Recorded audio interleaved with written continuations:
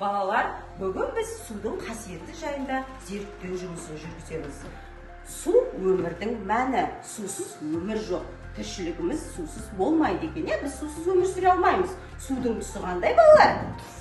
Түссіз. Дәмі бар ма, жоқ па? Жоқ. Дәмі жоқ екен, су туралы кім мақал-мәтел біледі? Сусыз өмір жоқ. Сусыз өмір жоқ, рахмет. Су қайнаған қасиеті бар. Жарайсың, айтамыз. Су ішкенде қодығына көрме. Жарайсың. Бұлақ көрсең көзін аш. Бұлақ көрсең көзін аш. Жарайсыңдар балалар. Балалар, мына отырған заттарға көңіл аударайықшы. Қазір біз судың қасиеті жайында, оның тығыздығы жайында біз білетін боламыз. Мына отырған сендерге стаканға құйылған су, түссіз әрі дәмсіз су екен. Соған енді судың тығыздығын байқау үшін мына отырған не екен балалар? Мандарин. Мандарин. Қандай мандарин? Түсі қандай? Оранжевый. Ал қызыл екен, ал қызыл. Сарғыш.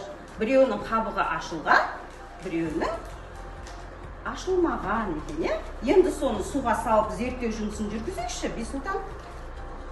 Мандаринді аламыз. Суға батты ма, батпады ма, балалар? Батпады. Не үшін батпады? Өйткені ол тығызы көп. Ненің тығыздығы көп? Мандариннің. Мандариннің. Ал судың ше? Az. Жарайсыңдар балалар. Енді Бисұлтан қабығы ашылған мандаринді саламыз. Мінекей, көрсетеміз. Бұның да қабығы ашылған мандариннің да тығыздығы қандай екен? Екеуінің бірдей екен. Енді мына тұрған балалардың жұмыстарына назар салайық. Бірінші, Гаухар. Не жасаймыз біз қазір? Жұмыртқаны. Батты ма, батпады ма? Батты. Батты. Не үшін батты? Өйткені тығызы аз. Тығыздығы аз екен, Судың тығыздығы аз, жұмыртқаның тығыздығы көп екен, балалар. Енді біз екінші тәжірибеге сүйеніп, айару қандай тәжірибе жасаймыз біз? Бірінші? Біреу. Болды, жарайсың. Енді не істейміз? Жұмыртқа батты ма, балалар? Батпады. Батқан жоқ. Не себептен батпады? Өйткені тұз көп. Өйткені бұл жерде жұмыртқада тығыздық көп. Тұзды су тығыздығы аз екен, Жарайсыңдар балалар. Бұл тәжірибені түсіндіңдер ме? Судың тығыздығы жайында. Енді балалар, екінші тәжірибемізді жасауымыз үшін жанартау жасаймыз, балалар, Жанартауды қалай жасаймыз? Бірінші не құямыз? Бірінші сұйық сабын құямыз, Араластырамыз, ыдысымызды алып араластырамыз. Жарайсыңдар. Енді екінші, біз суымызға нені саламыз, Айбар? Біздің таңдаған түсімізді саламыз. Таңдаған түсімізді саламыз. Қандай түс беретінін қазір көрейікші? Саламыз.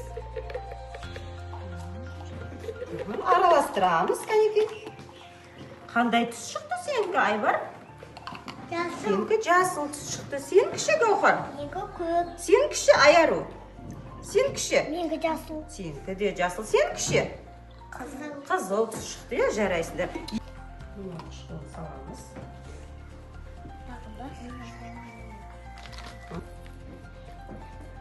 Лимон қышқылдан кейін не саламыз, балалар?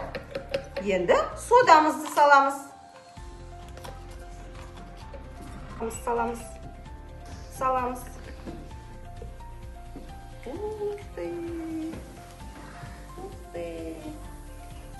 Сода салғанда, балалар, не болды?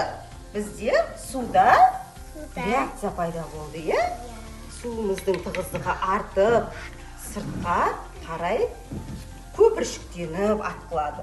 Көрдіңдер ме, балалар? Қандай керемет. Беміз? Жарайсыңдар, балалар. Бұл тәжірибеде біз нені пайдаландық? Мынау не екен, балалар? Лимон қышқылы. Лимон қышқылын пайдаландық. Тағы не пайдаландық? Бояу пайдаландық. Тағы да? Мынау тұрған не мынау? Сода пайдаландық, сода кәдімгідей үй жағдайындағы соданы пайдаландық. Жарайсыңдар, балалар. Сендерге тәжірибе ұнады ма? Я. Рахмет сендерге көп-көп.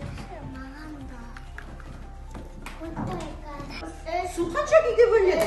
Қандай? Сұйық, қатты, Және газ. жарайсыңдар, сұйық, қатты және газ бу түрінде пайдаланамыз, болды. Мынау тұрған не мынау? Су.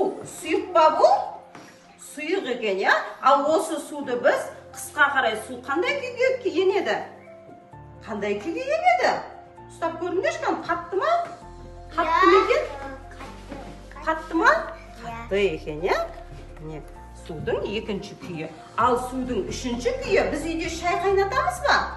Шай қайнатқан кезде шайымыз қайнап не болады? Не болады? Ыстық болады, бу түрінде болады екен. Мынау бу шығыпты, көрдіңдер ма? Балалар, осы шайнекті қайнатып өшірмесек, суымыз бу болып төбеге ұшып кетеді екен, е? Зерттеу жұмыстарының барлығын ойдағыдай түсіндіңдер деп білемін. Рахмет.